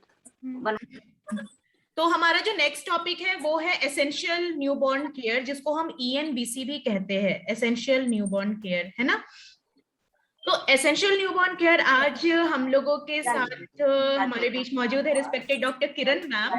तो आप सबों ने तो मतलब किरण मैम के साथ आप सब लोग बहुत फेमिलियर हो गए, तो अभी मैम लेंगे आप लोगों का essential newborn care. Ma'am over to you. Thank you. Thank you Neel. Good evening everybody. Good evening ma'am. Good evening ma'am. जेठू बना हम सुबह को खा लेंगे और 2 अब देखिए मेरा सारा काम तो तेल जेठू बनाना। डॉक्टर मीनाक्षी ने कर दिया, बेबी आउट करके आपको दे दिया, पेशेंट आपकी बहुत अच्छी है, स्वस्थ है, क्योंकि उसको पीपीएच नहीं हुआ। अगर पीपीएच हुआ भी होगा तो उसको इन लोगों ने मैनेज कर दिया है, एक्टिव मैनेजमेंट ऑफ प्लेसेंटा करके। तो आपके क्लाइंट एकदम स्वस्थ है, लेकिन उसने डिलीवरी जो कराई है, जिसकी डिलीवरी हुई है, वो बेबी आपके हाथ में है। अब उस बेबी को आपने कैसे देखना है, कैसे जानना है कि वो बेबी स्वस्थ बच्चा है? कोई बताए हमें कि ये बच्चा स्वस्थ, कैसे आप समझ पाएंगे कि बेबी स्वस्थ है? स्वस्थ तो खरीदेंगे, पहले क्राई देखेंगे, बस गरम करके हमें ग्लास में रखना, वहीं से पीना है। बच्चा स्वस्थ है? मनोज शर्मा बताइए, मनोज शर्मा बताइए, कैसे आप जानेंगे कि बच्चा स्वस्थ है या उसे रिससिटेशन की जरूरत है? मत करिए अल्ट्रासाउंड से मैडम। अरे बच्चा पैदा हो गया है, अल्ट्रासाउंड बच्चा मैम, बच्चा का कलर देख के मैम उसका रेस्पिरेटरी रेट देखेंगे मैम, बेबी का कलर देख मैडम, लेंगे, उनका सांस लेना अच्छे से, कलर और सांस देख लेंगे, और कलर देखेंगे, सांस देखेंगे, हार्ट रेट देखेंगे मैम, सांस देखेंगे, क्राई देखेंगे, एक्टिविटी देखेंगे मैम। बच्चा एक्टिव होगा तो एक्टिव रहेगा मैम। चलिए, अब ये बताइए मुझे कि बच्चा 1 मिनट में कितनी सांस लेता है? कोई बता पाएगा? मैम 50 से 60 मैम। 50 से 60, चलो बिल्कुल एक्यूरेट ही बताया आपने। 1 मिनट में 40 से 60 ब्रीदिंग बच्चा लेता है, तो हम उसको नॉर्मल मानते हैं। और उसका चेस्ट कैसे राइज करता है? बच्चे का सीना कैसे राइज करता है? बच्चे का सीना दोनों साइड में इक्वल राइज करता है, बराबर है ना? तो बच्चा हेल्दी माना जाता है। कलर आपने बता दिया कि बच्चे का कलर पिंक होना चाहिए। अब आपका बच्चा स्वस्थ है, बच्चा पैदा हुआ, आपने देख लिया कि बच्चा क्राई भी कर रहा है और उसकी सांस भी अच्छी चल रही है। हम उसको अब क्या करेंगे, फर्दर क्या करेंगे?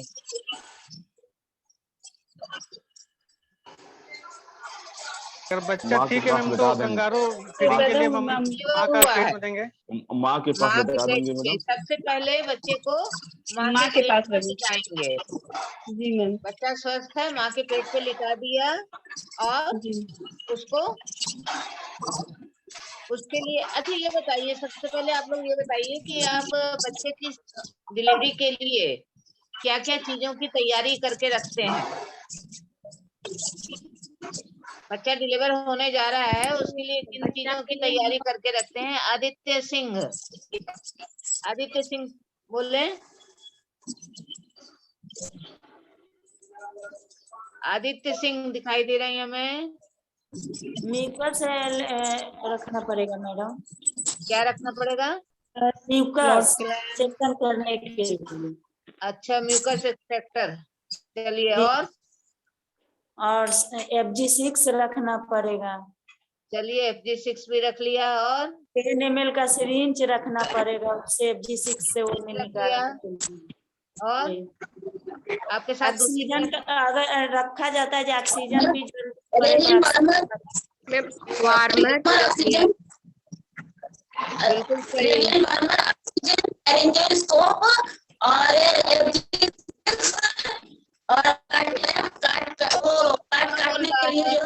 बेबी किट भी रखना है मैम। बोल रहा है मैम, एक गीता सिस्टर ने कहा और एक पार्क क्लिनिक से कहा गया था। अच्छा,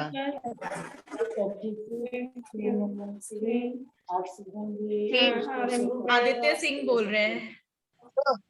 तो सुनिए, लेबर रूम में आपके क्या क्या चीज होनी चाहिए बच्चे के लिए? आप डिलीवरी कराने जा रही हैं, तो सबसे पहले तो एक ट्रे होनी चाहिए। जी मैडम।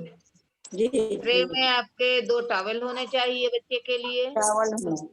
जी। उन टॉवल्स को पहले से थोड़ा हीट करके रूम टेम्परेचर पे रखना चाहिए, गर्म रहे टॉवल। एकदम ठंडा हम निकाल के लाके उसको रखेंगे तो बच्चे को कोल्ड होगा। गर्म जी, टॉवल जी। होना चाहिए आपके पास, कॉर्ड क्लैंप होना चाहिए, कॉर्ड क्लैंप होना चाहिए। जी जी होना मैडम। चाहिए अब होना चाहिए। बाकी तो जो आपने बताया वो सारी चीजें आपके ओटी में, आपके लेबर रूम में परमानेंट होनी चाहिए। वार्मर जी। होना चाहिए, सक्शन मशीन होनी जी। चाहिए, म्यूकस एक्सट्रैक्टर होना चाहिए, अम्बू बैग होना चाहिए, सोल्जर के लिए रोल होना चाहिए। ये सारी चीजें आपके पास पहले से तैयार होनी चाहिए जब आपकी डिलीवरी होने जा रही है। पीडियाट्रिशियन को कॉल करना चाहिए पहले से। पीडियाट्रिशियन आ जाते हैं तो आपकी जिम्मेदारी थोड़ी कम हो जाती है। अगर पीडियाट्रिशियन नहीं आते हैं तो आपको इमीडिएट उस बच्चे को देखना पड़ता है। जी, जी, ma'am ma'am. shall I start sharing the slide ma'am? या स्टार्ट। ठीक है, थैंक यू।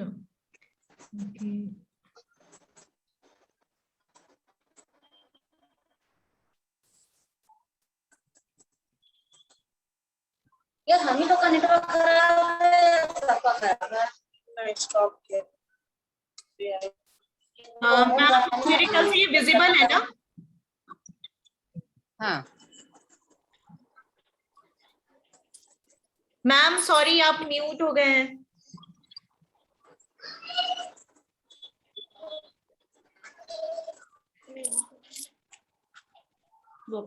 ओके।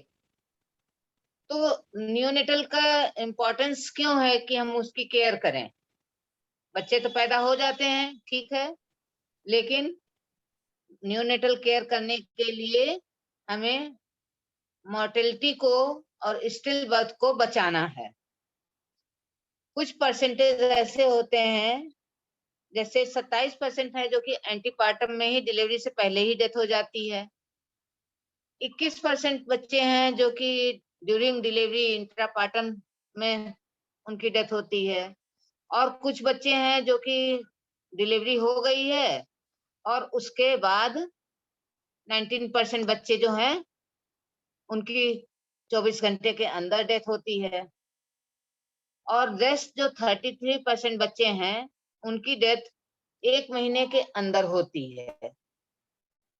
कारण होता है कि उनका नियोनेटल केयर नहीं किया गया जबकि वो पैदा हुए थे। यानी कि neonatal deaths occur during delivery or on the day of birth 24 hours के अंदर। Even for the death occurring in the rest of neonatal period, care given at the time of birth is an important influencer. A lot of deaths of newborns due to किस लिए होता है? Hypothermia से होता है, यानी कि ठंड लगने से। एस्फिक्सिया से होता है।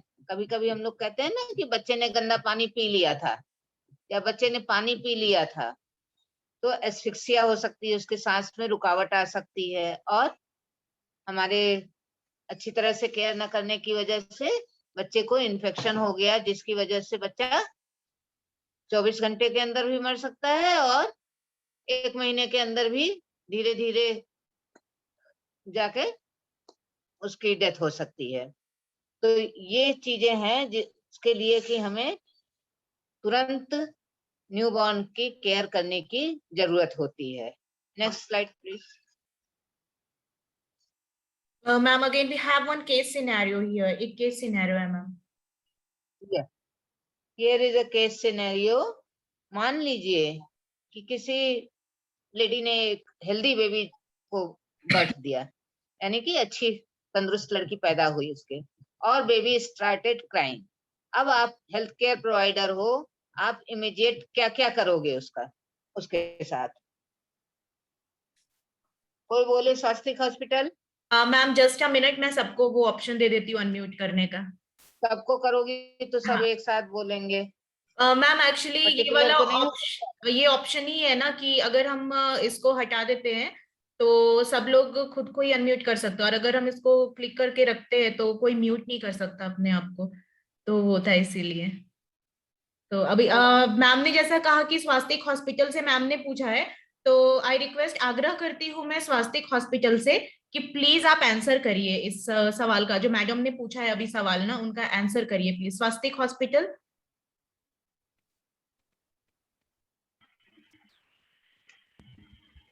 स्वास्तिक हॉस्पिटल, हेल्दी बेबी डिलीवर हो गया है, उसको आप नेक्स्ट क्या करेंगे? मदर के पेट पे रखना। और हाँ जी बोलिए बोलिए, आपकी आवाज आ रही है, बोलिए। मैम आवाज आ रही है? हाँ जी आ रही है, आप बोलिए, जवाब दीजिए प्लीज। मैम सबसे पहले उसके बेबी को माँ के पेट पे रखेंगे और उसके बाद उसका कॉर्ड का पल्सेशन देखेंगे कि हाँ जब तक नहीं खत्म हुआ, यदि बेबी स्वस्थ है, सब कुछ अच्छा से क्राई कर रहा है, तो पल्स जब तक पल्सेशन खत्म नहीं हो जाता है तब तक हम कॉर्ड क्लैंप नहीं करेंगे। जब पल्सेशन खत्म हो जाएगा तो कॉर्ड क्लैंप करके उसको वार्बर हम 30 मिनट पहले ऑन करके रखे हुए जो है उसमें हम ले जाएंगे। उसके बाद बेबी को क्लीन करेंगे, जो मेरे पास 2 ड्राई टॉवल रहेगा उससे। ठीक है। और उसके बाद फिर उसको कॉर्ड क्लैंप करने के बाद उसके बाद फिर उसका एनजी ट्यूब से उसको म्यूकस एक्सट्रैक्टर जो भी होगा उससे हम क्लीन करेंगे उसका म्यूकस को। अच्छा। और उसके बाद हम उसको एनआईसीयू शिफ्ट कर देंगे, सब कुछ ठीक रहा तो। उसके बाद 1 घंटे के बाद हम फिर उसका आरबीएस करा के मदर को भी फीडिंग के लिए देंगे। सब कुछ अगर ठीक रहा तब फिर उसे एनआईसीयू में शिफ्ट करने की जरूरत क्या है? मैडम फिर 1 घंटा तक कंजर्वेटिव में बहुत पे रखते हैं अपना देखने के लिए, उसका रेस्पिरेटरी वगैरह चेक करने के लिए। अदरवाइज 1 घंटे के बाद आरबीएस कराने के बाद फिर सब 50 एबव रहा तभी हैंड ओवर करते हैं। चलिए next slide please.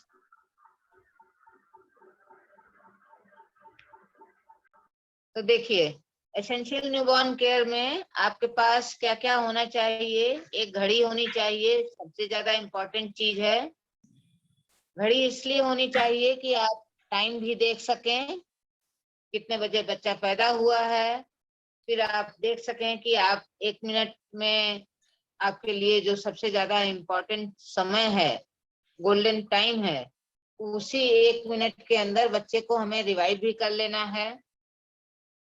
Cord clamp करने के लिए 1 से 3 मिनट का समय होता है, जबकि हम कॉर्ड क्लैंप कर लेते हैं।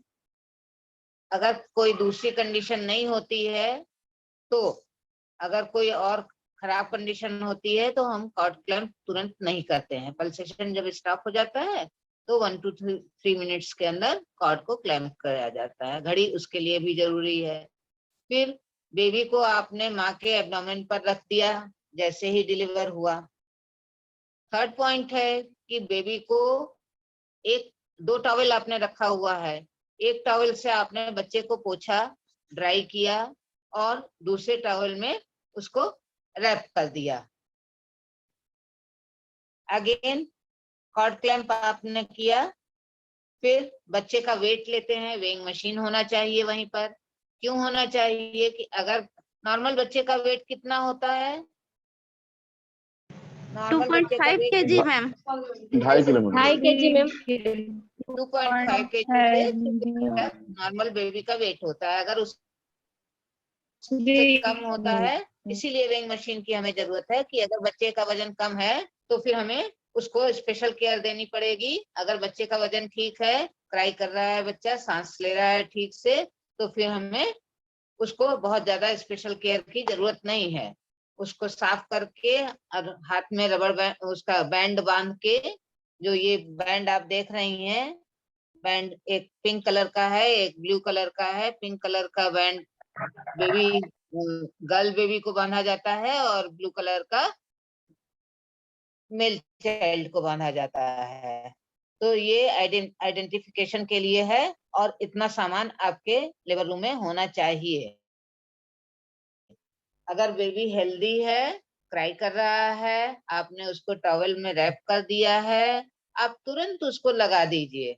आपको यही बताया गया है ना कि बेबी को जितनी जल्दी हो उतनी जल्दी फीड कराना जरूरी है, क्योंकि उसको भूख लगी होती है। बाहर निकल आया वो, अंदर तो वो पूरा भोजन पा रहा था, अब बाहर निकलने के बाद भी उसे पूरे भोजन की जरूरत है। इसलिए उसे आप इमीडिएट माँ के ब्रेस्ट से लगाएंगे और कवर करके ही लगाएंगे, जिससे कि बच्चा हाइपोथर्मिया में ना जाने पाए और उसको फीडिंग मिलने लगे। स्टार्ट। जो क्लोस्ट्रम निकलेगा, जितना भी निकलेगा, बूंद भी निकलेगा, वही उस बच्चे के लिए जरूरी है। जितना ही बच्चा सक करने लगेगा, उसका फायदा क्या है? अर्ली ब्रेस्ट फीडिंग का। अर्ली ब्रेस्ट फीडिंग का फायदा ये भी है कि जब बच्चा सक करने लगता है तो यूट्रस अपने आप कंट्रैक्ट करता है, तो जो कुछ भी थोड़ा बहुत ब्लड वगैरह रहता है वो निकल जाता है और यूट्रस कंट्रैक्ट करते करते अपने नॉर्मल पोजीशन में आने लगता है। तो ब्रेस्ट फीडिंग का ये भी एक बहुत बड़ा फायदा है, अर्ली ब्रेस्ट फीडिंग का, है ना। Next slide please. और अब हमारे उसमें एसेंशियल न्यूबॉर्न केयर में विटामिन के का इंजेक्शन रहता है, वो लगाना है बच्चे को। ओरल पोलियो पिलाना है बच्चे को, ओरल पोलियो ड्रॉप पिलानी है बच्चे को, और बीसीजी का इंजेक्शन लगाना है, और हेपेटाइटिस बी का इंजेक्शन लगाना है। ये आप विद इन 24 आवर्स के अंदर लगा सकते हैं।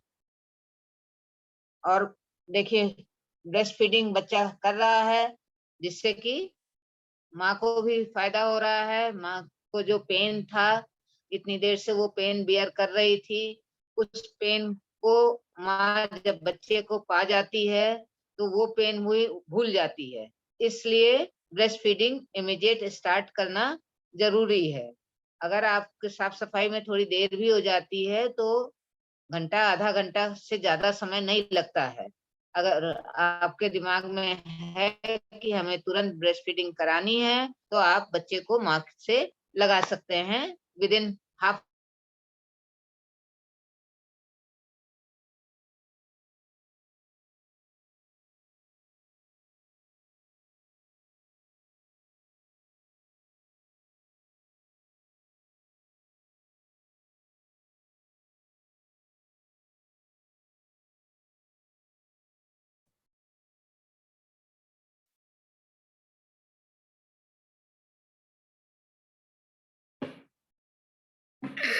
बेबी क्राई नहीं कर रहा है, अगर बेबी क्राई नहीं कर रहा है तब आपको उसे रिसिस्टेट करने की जरूरत पड़ती है। तो रिसिस्टेट करने के लिए क्या करते हैं बताइए? रिसिस्टेट करने के लिए क्या करते हैं बच्चे को? PSSR ma'am. मैम बच्चा को हम लोग सीधा लेटा के उसके नीचे शोल्डर राउंड लगाते हैं, फिर एम्बू बेग मास्क लगा के उसको ये करते हैं। वार्मर आपका पहले से ऑन होना चाहिए। सक्शन करते हैं मैम। PSSR करते हैं और पोजिशनिंग, स्टिमुलेशन, रिपोजिशनिंग। बच्चे को सक्शन करने के बाद ऑक्सीजन लगाएंगे, कंधे के नीचे शोल्डर ऑक्सीजन की कंधे के नीचे शोल्डर रखेंगे और मतलब वार्मर पहले से रखेंगे। बच्चे के जो है डॉक्टर है, पीडियाट्रिशियन है, उनको बुलाएंगे। तब तक जो है बच्चे को ऑक्सीजन लगाएंगे, अम्बू बैग देंगे, उतने में सर आ जाएंगे और बच्चे को देखेंगे। डिलीवरी के पहले हम लोग वहाँ रहते ही हैं बच्चे के लिए। वार्मर तैयार रहेगा, बच्चे का ऑक्सीजन करेंगे, कंधे के नीचे शोल्डर रोल लगाएंगे, ऑक्सीजन मिल सकता है। और बच्चा सांस नहीं ले रहा है तो बच्चे को पीठ पे हल्का रब करेंगे।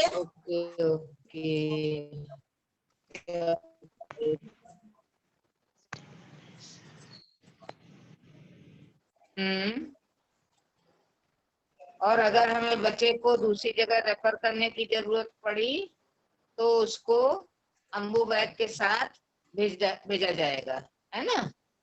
नेक्स्ट स्लाइड नील। नील और स्लाइड है कुछ? Newborn care.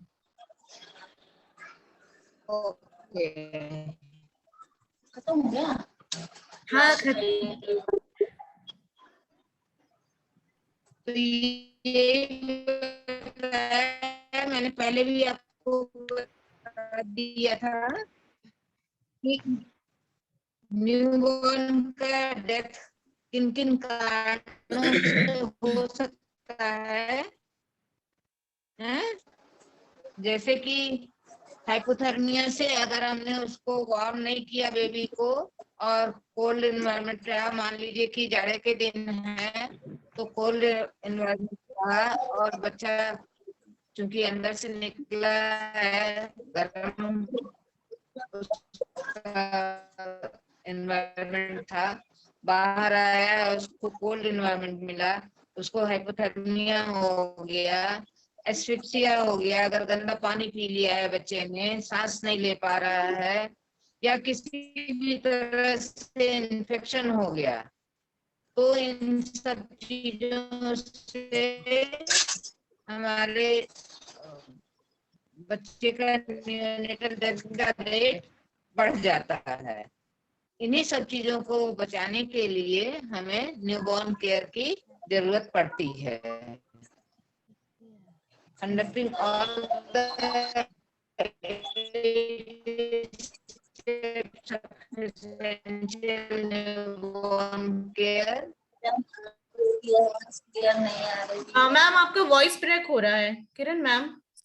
मैम आवाज आपका नहीं आ रहा है। एक सेकेंड, हाँ मैम ज्वाइन कर रहे हैं फिर से, वो नेटवर्क इशू हो रहा है थोड़ा सा।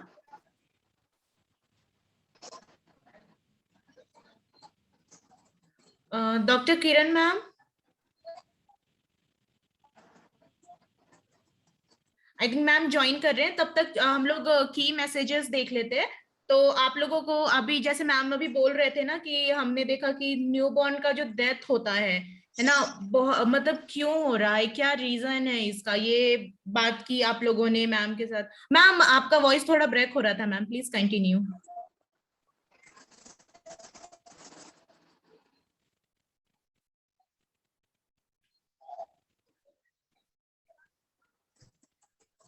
डॉक्टर किरण मैम हेलो।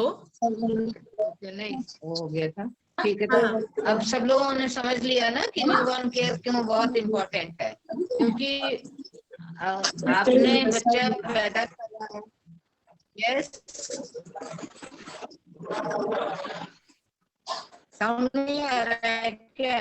मैम आ रहा है, मैम आ रहा है। आवाज नहीं आ रही है? आ रही है मैम, अभी आ रही है। उस समय बीच में ब्रेक हुई थी पहले, अभी ठीक है, अभी बराबर है। Hello, yes ma'am.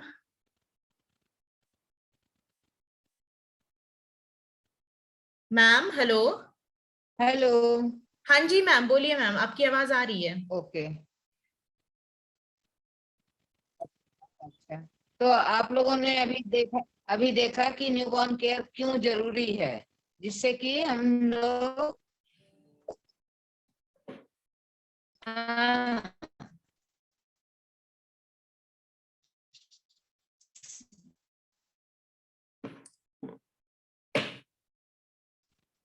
तो आपने देखा कि न्यूबॉर्न केयर क्यों जरूरी है। मतलब कि बच्चा होने के बाद ड्यूरिंग डिलीवरी उसकी डेथ हो सकती है।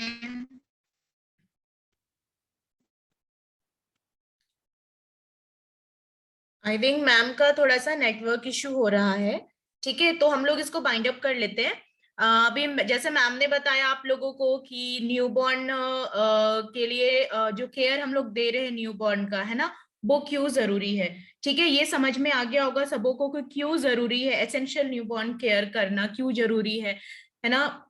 और उसके बाद हमने एसेंशियल न्यूबॉर्न केयर, जिसको हम लोग ENBC कहते हैं, इसके जो स्टेप्स है उसके बारे में भी हमने बात की थी। यहाँ तक क्लियर है ना सबों को? अगर आपको कोई क्वेश्चन हो तो प्लीज आप लोग चैट बॉक्स में लिख सकते हैं। किसी तरह का सवाल हो, हमारा जो ग्रुप है बैच एस का, आप उसमें भी अपने सवाल को शेयर कर सकते हैं, भेज सकते हैं। और एक रिक्वेस्ट है सबों से, आप सबों को हम लोग क्वेश्चन पूछते हैं तो प्लीज सभी हॉस्पिटल आंसर करिए उसका। कुछ कुछ हॉस्पिटल्स का ही केवल आंसर आता है और बहुत मतलब 1-2 हॉस्पिटल है जो बहुत लेट से रिप्लाई करते हैं। ठीक है, हम लोग भी मानते हैं आप लोग बिजी होंगे, तो जैसे आपको टाइम मिलता है तब आप रिप्लाई करते हैं, बट जो लिखने वाला होता है, जैसे अगर मान लीजिए आपसे कोई सवाल उसमें पूछा गया है कि बच्चे का नॉर्मल वजन कितना होता है, ठीक है, तो वो आप उसमें डाल सकते हैं, लिख सकते हैं कि कितना होता है नॉर्मल वजन, तो एटलीस्ट लिख तो सकते हैं सभी लोग। सबके हाथ में फोन होता है, घड़ी घड़ी आप लोग देखते हैं, व्हाट्सएप खोलते हैं, फोन यूज करते हैं, तो एटलीस्ट वो लिख तो सकते हैं ना। वीडियोस बनाने की बात है तो मानती हूँ मैं भी कि वीडियोस बनाने के लिए थोड़ा समय चाहिए होता है, बट आप लोग भेज देते हैं। तो आप लोगों को आज का सेशन का भी वीडियो भेजा जाएगा, लेकिन उससे पहले आप लोगों को ये सेशन आप लोगों को ये आज का जो सेशन था हमारा, ये कैसा लगा, ठीक है, आपको ये बताना है कि कैसा लगा। तो इसके लिए मैं अभी आपको एक फीडबैक लिंक शेयर कर रही हूँ हमारे चैट बॉक्स में। आप लोगों को बताया था ना हमने कि चैट बॉक्स में कैसे हम लोग लिंक जो भी भेजेंगे उसको क्लिक करके वहां आप उस लिंक को क्लिक करिएगा, तो जो भी खुलेगा पोर्टल जो भी रहेगा, आप उसमें क्या करोगे, जो भी आपका फीडबैक है वो उसमें दीजिएगा। तो ये मैंने शेयर कर दिया है, आप लोग सबों के साथ शेयर कर दिया मैंने फीडबैक लिंक को,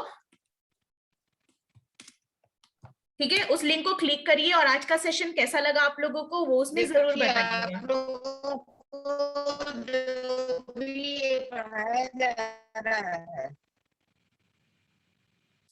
मैम आपका वॉइस थोड़ा ब्रेक हो रहा है, आई थिंक जो आप लोगों को ये पढ़ाया जा रहा है, बताया जा रहा है, ऐसा कभी भी आप लोगों को न पढ़ाया गया है न बताया गया है।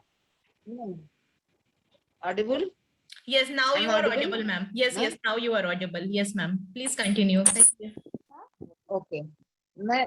मैं सबसे कहना चाह रही हूँ 15 फैसिलिटीज हमारे साथ हैं, उनके जितने भी स्टाफ हैं उनको मैं ये बताना चाह रही हूँ कि आप लोगों को इतनी अच्छी ट्रेनिंग दी जा रही है जिससे कि आप लोग भविष्य में हमेशा याद रखेंगे हर स्टेप को। और सारे हॉस्पिटल के जितने भी स्टाफ हैं वो लोग एक तरह का काम करेंगे, एक तरह की चीज करेंगे, एक तरह की जानकारी पा रहे हैं। इससे ये रहेगा कि अगर किसी ने पूछा आपसे MTSL क्या होता है तो 15 हॉस्पिटल के साथ एक साथ बताएंगे। आपका आवाज क्लियर नहीं आ रहा है, समझ में नहीं आ रहा है। मैम कह रहे हैं कि आप लोगों को जो ये ट्रेनिंग मिल रही है ना, ये आप लोगों को बहुत फायदा पहुंचा रही है ना। आप सबों को एक पोर्टल में, आप सभी दूसरे दूसरे जगह से हैं, सब एक जगह की नहीं है, कुछ लोग यहाँ झारखंड से भी जुड़े हुए हैं, कुछ यूपी से हैं, तो सभी लोगों का क्या है इकट्ठा होके हम लोग एक जगह सीख रहे हैं सभी लोग। तो ऐसा बहुत कम मिलता है हमें सीखने के लिए। मैम का कहना है कि आप लोग इस चीज का फायदा जो आपको मिल रहा है इसका फायदा उठाइए, जो बेनिफिट्स आपको मिल रहे हैं उसको कैच करिए, है ना, इससे फायदा उठाइए। मैम का कहना है आप लोग सीखिए ताकि आप अपने हॉस्पिटल में अच्छे से काम कर सके, आपके जो डॉक्टर है आपका बड़ाई कर सके, आपका प्रेस कर सके कि आपने बहुत अच्छा से काम किया, उन्होंने जो आप समय दिया आप लोगों को ट्रेनिंग के लिए, आप लोग बहुत अच्छे से ट्रेनिंग अटेंड किए, बहुत अच्छे से सीखा। और हमारे जो ट्रेनर्स आपको पता है रिस्पेक्टेड डॉक्टर किरण मैम बहुत सीनियर है, वो रिटायर्ड है, बट फिर भी रिटायर होने के बावजूद वो इतना एक्टिवली आप लोगों को सारा कुछ सिखाने में बताने में लगी हुई हैं। तो आप लोगों को कितना गोल्डन अपॉर्चुनिटी मिल रहा है कि इतने मतलब सीनियर मैम से, सीनियर डॉक्टर से आपको सीखने का मौका मिल रहा है। तो इस अपॉर्चुनिटी को ग्रैब करिए, इसको पकड़िए, इससे मतलब आप इसका पूरा फायदा उठाइए। मैम ये कह रहे थे, ठीक है? ठीक है मैडम। ओके, तो हमने लिंक भेज दिया है आप लोगों को चैट बॉक्स में, फीडबैक लिंक है, आप उसको क्लिक करके फीडबैक दे दीजिएगा आज का सेशन कैसा लगा। अब हम लोग अगला बुधवार को, ठीक है, अगला बुधवार आपका हो रहा है 27 तारीख, 27 तारीख को ठीक 5 बजे हम लोग मिलेंगे। क्लिनिकल सेशन हमारा 5वां सेशन होगा उस दिन, ठीक है।